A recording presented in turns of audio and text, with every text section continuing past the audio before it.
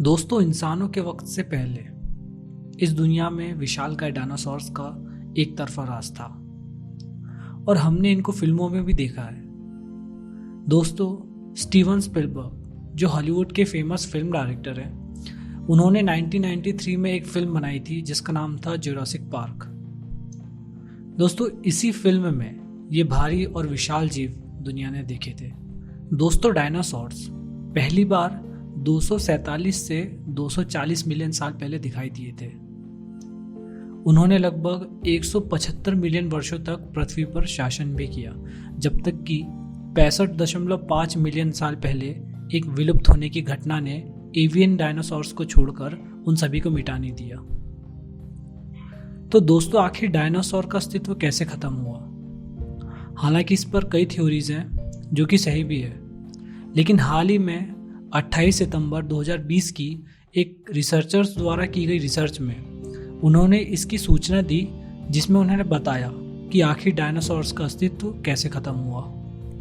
दोस्तों, लगभग 66 मिलियन साल पहले एक क्षुद्र ग्रह या एस्टेरॉयड जिसका डायमीटर 12 किलोमीटर का था, वर्तमान में मैक्सिको के युकाटन प्रायद्वीप में आकर टकराया, जिसके कारण चट्टानें और बड़े बड़े जंगलों की आग ने वाष्पीकृत होकर बड़ी मात्रा में कालिक और धूल के बादलों का निर्माण किया, जिसने पूरे ग्रह को अंधेरा और ठंडा कर दिया।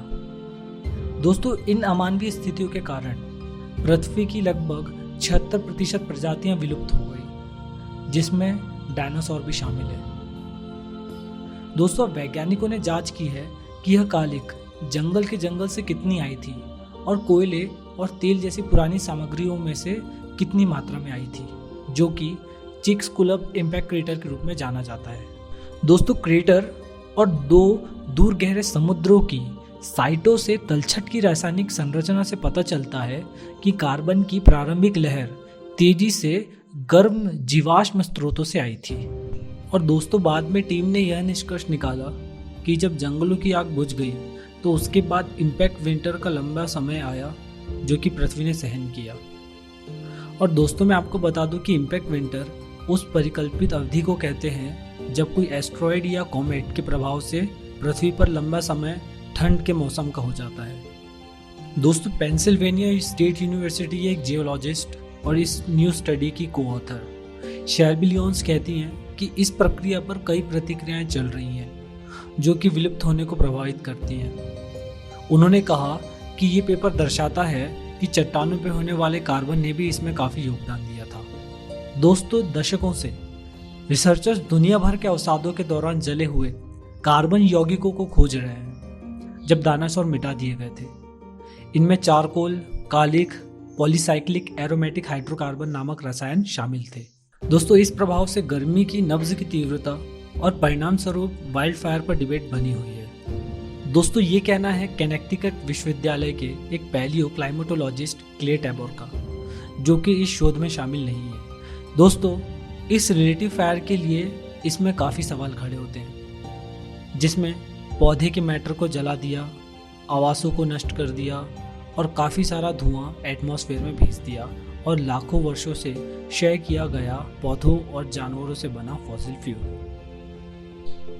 दोस्तों, इन सामग्रियों की उत्पत्ति की जांच करने के लिए लियोन्स और उनके सहयोगियों ने क्रेटर और दक्षिण अटलांटिक और भारतीय महासागरों में 2 साइटों से नमूनों की जांच की। उन्होंने पीएच यौगिकों पर ध्यान केंद्रित किया जो कि कार्बन परमाणुओं से इकट्ठा होकर छल्ले में एक साथ जुड़े हुए थे। दोस्तों, पॉलीसाइक्लिक एरोमेटिक हाइड्रोकार्बन तब बनते हैं जब कार्बन गर्म होता है, चाहे वह धीरे धीरे पृथ्वी के क्रस्ट में या आग के कुछ सेकंड के दौरान में बने हो। दोस्तों, शेल्बी लियोन्स और उनकी टीम ने यह देखा कि अधिकांश पॉलीसाइक्लिक एरोमेटिक हाइड्रोकार्बन का विशिष्ट आकार था। सामग्री में ऐसे गुण थे जो कि ऐसा लगता था कि बहुत तेजी से जला हुआ था, लेकिन इसका प्रारंभिक स्रोत प्राचीन कार्बन से था। दोस्तों, लियोन्स और उनकी टीम का अनुमान है कि इस प्राचीन कार्बन के 7.5 × 1014 और 2.5 × 1015 ग्राम, जो कि 7550 एम्पायर स्टेट बिल्डिंग्स के वजन के बराबर होगा, का आकाश में ब्लास्ट हुआ और कुछ ही घंटों में वह दुनिया भर में फैल गया। और यह कालिक वाष्पीकृत चट्टान से भारी मात्रा में धूल और सल्फर युक्त यौगिकों के साथ सूरज की रोशनी को ब्लॉक कर देती थी और करती थी तेज सर्दियों की शुरुआत। लियोन्स का कहना है कि यह ऊपरी एटमॉस्फेयर में जाके सेटल हो गया, वो भी कई कई सालों के लिए। और इन्हीं अमानवीय घटनाओं के कारण दोस्तों डायनासोर और उन 76% प्रजातियों का अस्तित्व खत्म हो गया। दोस्तों भले ही डायनासोर का अस्तित्व आज खत्म हो गया हो, लेकिन आज भी उनका मूवीज में दिखाया जाना हमें यह सोचने पे मजबूर कर देता है कि वर्तमान में अगर डायनासोर पृथ्वी पर होते तो हमारे पृथ्वी पर जीवन कैसा होता।